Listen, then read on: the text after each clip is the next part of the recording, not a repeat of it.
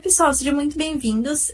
Hoje a gente vai discutir sobre um tema que está cada vez mais presente na área da saúde, que é o vazamento de dados de pacientes no contexto digital e como isso envolve muitas questões éticas, sociais, jurídicas e tecnológicas. Para essa conversa, eu estou aqui com duas pessoas, o Pedro e o Theo. Eles vão ajudar a gente a entender melhor esse cenário. É isso aí. É importante a gente começar falando que, no contexto atual, a gente vive uma realidade em que praticamente tudo na saúde, né, passa por sistemas digitais, desde prontuários eletrônicos, exames online, plataformas de atendimento, integração entre hospitais, clínicas, até laboratórios, né? E isso acabou trazendo vários benefícios, realmente isso daí chega a ser inegável, né? Mas principalmente no termo de agilidade de organização. O que você acha, Pedro? Não, eu concordo 100%. E até acrescentando, junto desses avanços, veio um problema importante, que é o aumento dos vazamentos de dados sensíveis dos pacientes. E aqui a gente está falando de um conflito bem delicado também, né? Como aproveitar os benefícios da tecnologia sem colocar em risco a privacidade, a dignidade e a segurança das pessoas também. Sim, isso é muito importante, né? E esse problema ele não é pontual, ele já aparece de forma bem concreta. É isso aí. É, Hoje o setor da saúde ele é um dos principais alvos de incidentes de segurança no mundo. Isso até se deu um pouquinho das pesquisas que o grupo fez, né, para trazer a discussão nesse podcast. E acho que trazendo alguns dados, acho que para ter uma ideia, uns dados recentes mostram que aproximadamente mais de 1.700 acidentes na área médica em um período de um ano, e a grande maioria deles resultou em vazamento de dados. E, além disso, quase metade das violações desses incidentes envolve diretamente os dados médicos. Uma boa parte desses dados também envolve os dados pessoais dos pacientes, né? Que eles têm que fornecer CPF, endereço, nome, tudo para fazer um pré-cadastro e você acabar identificando as pessoas ali, né? E quando a gente olha para o Brasil, isso também fica bem evidente. Teve um caso até em 2020, que foi uma falha ligada ao sistema de saúde, e isso acabou expondo cerca de 243 milhões de brasileiros. E depois, em 2023, outro incidente acabou expondo dados de quase 6 milhões de pessoas, incluindo informações sobre consultas, exames, procedimentos, ou seja, não são casos isolados, é um problema estrutural, é um problema que precisa de uma atenção, porque é um assunto bem delicado. Nossa, esse tanto de vazamento realmente é bem alarmante. O que está por trás disso tudo? Bom, dadas as pesquisas e os dados, a gente tem vários fatores, né? A digitalização ela acontece de forma muito rápida, muitas vezes sem o mesmo ritmo dos investimentos em segurança, por exemplo.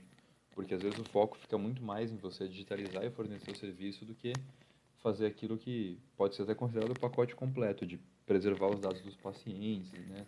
Ter um zelo maior com isso, seguindo até a Lei Geral de Proteção de Dados, né? E nos sistemas antigos, eles também estão sendo usados junto com as tecnologias novas, não ocorre uma integração de base de dados tão boa, sabe, com empresas terceiras que não se conversam, por exemplo. E além disso, obviamente, tem o fator humano. Muitos incidentes ocorrem por erro, né, como clicar em alguns links do que é chamado de phishing, que são os links maliciosos, né, com intenção de roubar alguns dados daquela plataforma, usar senhas fracas, compartilhar informações de forma indevida também, né, são alguns problemas que a gente consegue levantar, né. E isso acaba mostrando também que o problema ele não é só técnico. Ele acaba envolvendo também uma cultura organizacional, o treinamento das equipes, a governança de dados e até mesmo as questões econômicas, porque nem todas as instituições conseguem ou priorizam investir em segurança da informação. Verdade. Sim, é verdade. E diante desse cenário, existem caminhos possíveis para conseguir lidar com esse problema? Então, sim, existem algumas frentes bem importantes que até estão sendo tratadas, né? Uma delas, claro, é o investimento em segurança da informação, como a gente já levantou o ponto um pouquinho mais atrás ali. E a segurança da informação ela pode acontecer com alguns temas que estão na moda, né? Que é criptografia, controle de acesso, algumas autenticações de duplo fator, autenticações mais fortes. E monitoramento e resposta também dos incidentes, né? A resposta aos incidentes e como que aquilo lá pode ser tratado depois de acontecer. Óbvio que o melhor cenário é prevenir. Outra dessas vertentes importantes para minimizar esses problemas e riscos é a capacitação contínua dos profissionais. Muitos erros podem ser evitados com treinamento devido, né? E acho que também é essencial você limitar o uso de compartilhamento de dados ao que você realmente precisa acessar. Não dar qualquer tipo de acesso a qualquer tipo de profissional, por exemplo. Acho que é importante existirem os níveis, né, de acesso e ter políticas internas claras sobre quem pode acessar essas informações e em qual contexto, né? E é claro, também existe a necessidade de responsabilização quando há negligência, mas cada uma dessas alternativas tem os seus efeitos. Investir em segurança, por exemplo, exige recursos. Restringir demais o acesso pode dificultar o atendimento, criar mais controle pode aumentar a burocracia, então, mesmo assim, manter tudo como está talvez seja a pior opção, porque mantém os pacientes expostos a riscos sérios. E até trazendo um ponto como discussão também, em anos de eleição, investe-se muito para participação de hackers para testar justamente o sistema de segurança das urnas eletrônicas, de todas as informações que são compartilhadas e dos votos de cada cidadão. E esse tipo de treinamento ele também pode ser muito bem estabelecido para o sistema de segurança de saúde, visando algo mais interno, que não seja tão sensível como os vazamentos de dados, mas que você pode usar como uma prevenção também para caso isso venha a ocorrer algum dia, a gente tenha um preparo muito melhor, um treinamento muito mais focado em onde estão as falhas e como que a gente faz para prevenir. Sim, acho que essa questão do vazamento de dados vai muito além da saúde, entra em várias áreas ali, né? Mas quando a gente olha para isso, né, pelo menos na questão da saúde, pela perspectiva ética, o que vocês acham que está em jogo? Importante esse levantamento, que a gente começa realmente a entrar bem no tema do que foi discutido durante a disciplina, né? E entram os princípios fundamentais da bioética, a autonomia, por exemplo, porque o paciente deve ter controle total sobre as suas próprias informações, ele que decide o que pode ser feito com aquilo, né? A beneficência no sentido de usar esses dados para promover o bem também é importante, para melhorar os diagnósticos e tratamentos, claro que sempre em acordo com o dono dos dados, né? A não maleficência, né, que é evitar e causar danos, e vendo que um vazamento pode gerar danos psicológicos, sociais e, em muitos casos, também danos financeiros, né? Os danos psicológicos e sociais, eles muitas vezes acabam sendo intangíveis, né? Diferente dos financeiros e talvez seja até pior de quantificar, só que o que a gente pode chamar de estrago ali pode ser maior, né? E a justiça, né? Que é importante também colocar, porque ela envolve garantir que todos tenham seus dados protegidos de uma forma igual.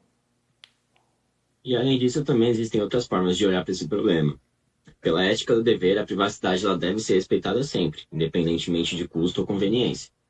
Já uma visão mais utilitarista pode defender o uso de dados para benefícios coletivos, como pesquisas e políticas públicas, mas isso não pode acontecer sem proteção e responsabilidade. E também tem a ideia de proteger especialmente os mais vulneráveis, que são os que mais sofrem quando esses dados são expostos, seja pelo acesso à informação ou até mesmo por questões sociais e principalmente questões financeiras.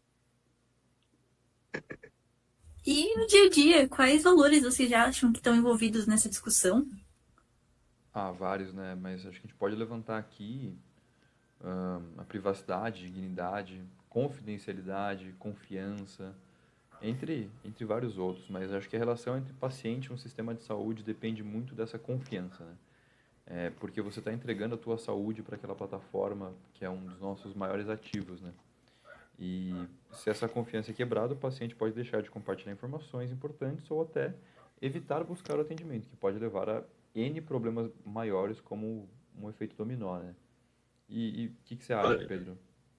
E fora isso, tem também toda a questão de que todo paciente ele tem o direito de ter seus dados e suas informações preservadas. E isso entra muito na questão da confidencialidade, isso é um princípio médico, inclusive.